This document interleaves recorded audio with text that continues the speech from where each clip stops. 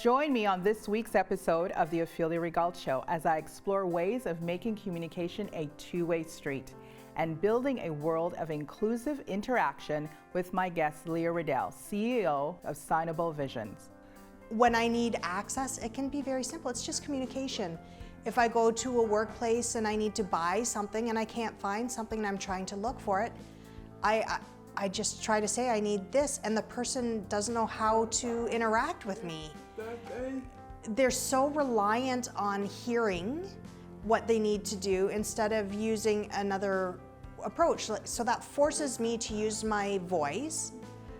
And again, as I've said earlier, that deer in the headlights reaction. And it's like, how do you interact to do something? Accessing interpreters, that is accessibility.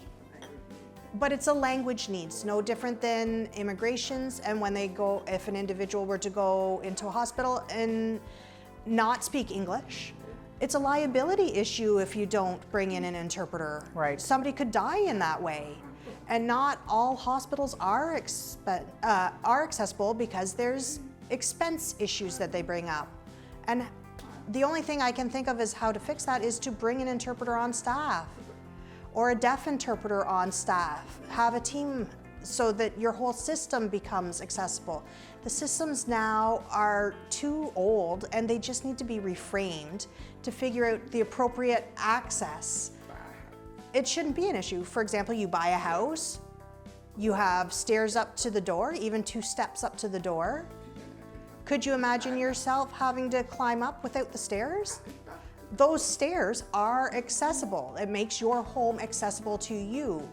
People often talk about ramps, but stairs are an accessibility feature as well.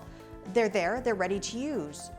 The ramp was secondary, and the ramp isn't just beneficial for people who have mobility issues, it's people with strollers who don't want to use the stairs. Exactly. So deaf lives are very similar in that. So how you look at it, it needs to be reframed and looked out from a broader lens.